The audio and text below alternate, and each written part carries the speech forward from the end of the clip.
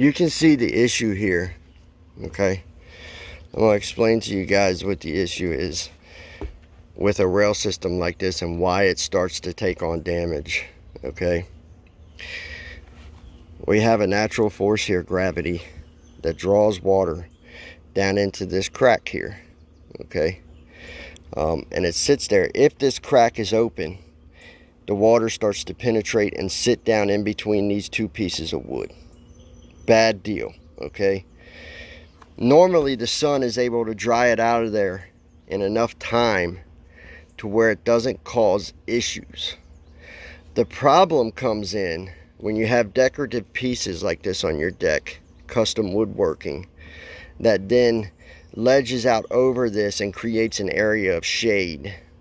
Okay, so depending on the time of day, this area here could be very, very shaded just from this little piece of wood. This creates a cooler environment that the water can sit down in. It's able to hang out down in there longer. It's able to start causing damage. Okay, that's never more evident than right here.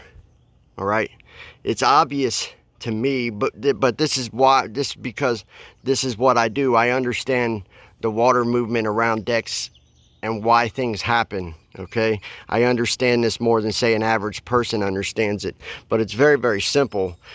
We got water that's getting down in here because this is not properly encapsulated either by a coating or by some type of thick elastomer caulking or something like that. We have an open gap.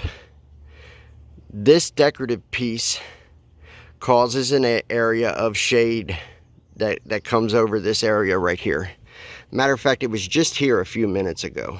Okay, the sun was out and you could see it casting a shadow right here.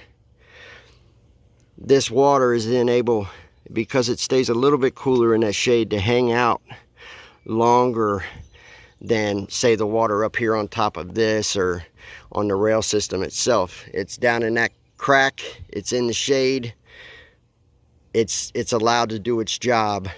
It's not immediately drawn out of there by the sun, and it starts to cause rot and damage. Okay, that's essentially how that works. We can prevent this with thick build industrial elastomer. I mean, that's what Coiling Armor is. That's what it's designed to do.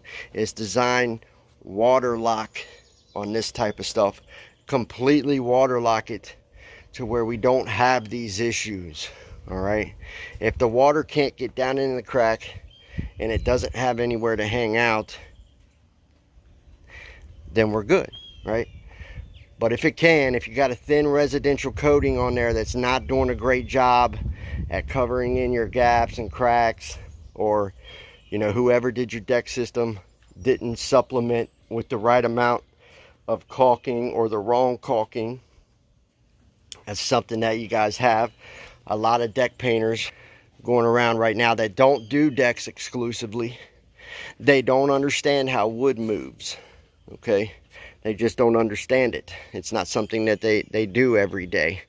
So they come in and they use the wrong type of filler, the wrong type of caulking that's not for wood, can't handle the expansion and contraction cycles of the wood, and it just pops and falls out, and then you got an open crack a couple weeks later, right?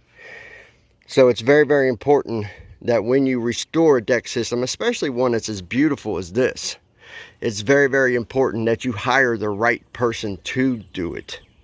If not, you're going to be in a heck of a situation.